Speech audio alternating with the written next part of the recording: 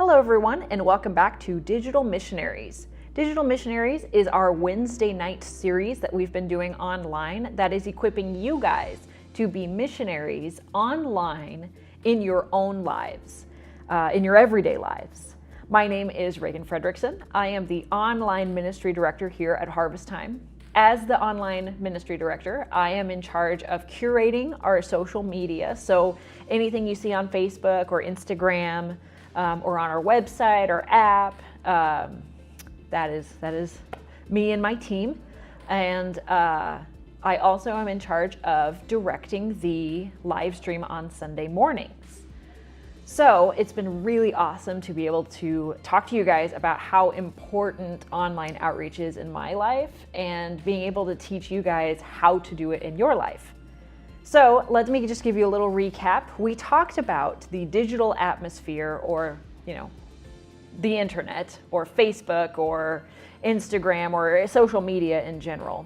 We talked about how important that is to fulfilling the Great Commission, because it is a technology or tool that we can use to further the gospel. Last week specifically, we talked about sharing our God stories, or the phrase that we often kick around is like witnessing to other people or giving our testimony. And we talked about how giving a testimony is not an argument, but it's simply a report of what we have seen. So I left with the question, what convinced you that Jesus is alive today?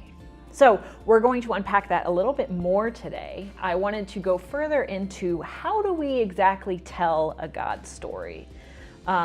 For my grandparents, for example, they are brilliant storytellers, and telling stories about God comes really easy for them. But for somebody who might be a little bit more introverted like me, I had to kind of study what a story was to have the confidence to actually tell God stories. So the Bible tells us in 1 Peter 5:15 to always be prepared to give an answer to everyone who asks you to give the reason for the hope that you have.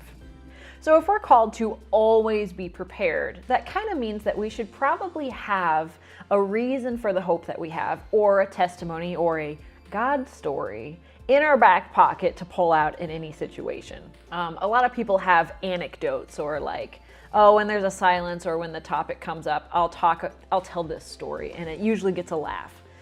Think about sharing our God stories in that way. We always kind of have it in the back of our minds for, all right, when the opportunity arises, I got this story to pull out and share. Not only that, but we can share our God stories not just with people who are not Christians, but we can share our God stories with each other. It's great to give each other encouragement and hope that God is faithful, but it's also really good practice for whenever you're getting ready to share it with a stranger. I'd much rather practice on a friend than practice with a complete stranger. So sharing our God stories should be a regular discipline in our lives.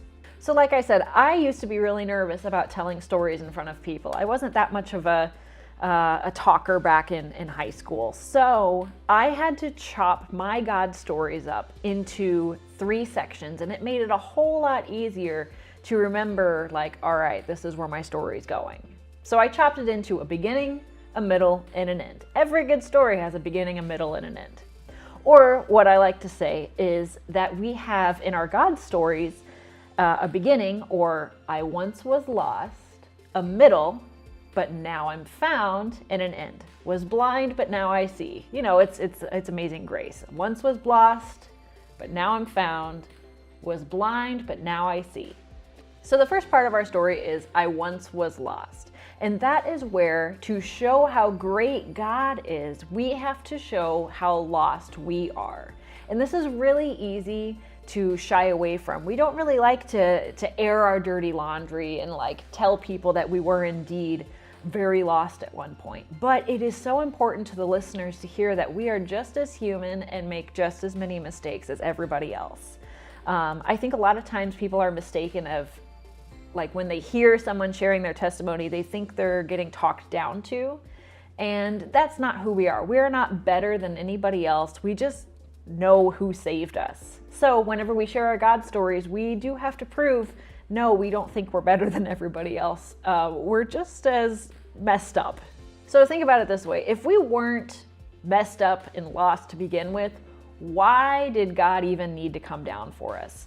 That is why it is important for us to emphasize that at one point we were lost. Now, there is a balance to that. We don't just want to like air our dirty laundry and now it's become a story of, let's hear how bad Reagan was in her past life. No, that's not what we want to do. But we do want to emphasize that we were lost. So it's good to kind of give the topic of why we were lost while not necessarily going into details, because sometimes those details we can get stuck in the mud. Let's talk about it and then move on. Because the story is about God. It's not necessarily about us and our problems. So the next part is, but now I'm found. This is the Jesus part of the story, the part where God has come in and changed things for you. This is, of course, the most important part of the story. This is the story, this is the part of the story that makes it about God. If we skip over this part of the story where God saves us, it's not even a story about God anymore, it's just a story about us. And the center of our God stories are, of course, God and Jesus saving us. So don't skip over this part. This is really important. This might be like a specific moment where the light bulb went off. A lot of people kind of remember where they were standing in the room. They remember like the word that the preacher or their friend used that kind of let everything click. They remember the feeling of God coming into their life, that feeling of peace. Some people say that there's a feeling of warmth when Christ came into their life. Whatever that is, try to break down that moment and show what God is like when he comes and saves us. And then the last part is our ending, and that is, was blind, but now I see. And this is where we draw the comparison of who we were before Christ and who we are after. This is a really important part of the story because it shows that God is not like a one and done kind of experience. He is lasting change. He is a long-term relationship. So comparing who we were before we met Christ and comparing who we are now shows that the God moment where Christ saved you did indeed change the rest of your life. It took you on a different trajectory instead of like, well, that was really cool, but now it's over. No, that's not God at all. God changes us forever, and so we need to show that God is indeed a forever kind of change.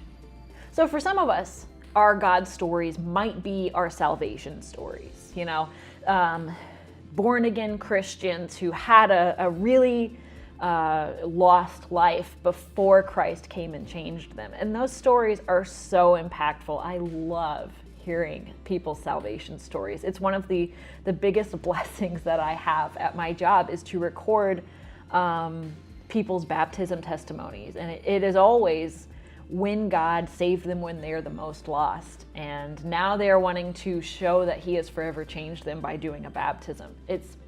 I love baptism stories. If you're wanting to get baptized, this is a great practice for you because you're going to get filmed by me and sharing your God story, and I can't wait to hear about it. Anyway, I love hearing people's salvation stories. However, just sharing our salvation stories seems to imply that maybe we only have one God story, and that's certainly not the case. Especially for somebody who might have been born and raised in the church. My salvation story is honestly rather uneventful. I was, I don't know, 5 or 7 by the time I got saved. I don't really remember my life back then. So my God stories are very different than some people's God stories who became Christians at a later age. My God stories are more about aspects of my life where I was lost and Christ redeemed it. You know, my old pastor used to tell me that when we accept Christ into our lives, we let him into our house. However, all throughout our lives, we begin to realize that there were certain rooms that we never really let him in. So a lot of my God stories are centered around, yeah, God was in my life, I was a Christian, I was doing ministry, and yet there was still this one room in my house that I just never let God into. And all of a sudden, when he came into that room, my life was changed. So your story might be, or one of your stories, because again, we don't all just have one God story. We have tons of God stories that we can tell and tell and tell. I love God stories. Anyway, so some of us might have this is when I came to Christianity. This is when I said yes to Jesus moment. And that's an awesome God story. Some of us might have God stories that are more about, this is when I let him into this part of my life. Both are equally impactful and both are so worthy to be told. Sometimes I think that we shy away from those after Christianity God stories because we don't like to admit that, like, yeah, I'm still a Christian, but I still like mess up. But again, it's so important for us to show people that even though we are followers of Christ, we're still sinners. We still make mistakes. We just have a Savior. We just know of our Savior who has saved us. So it's okay to admit that we are still a work in progress.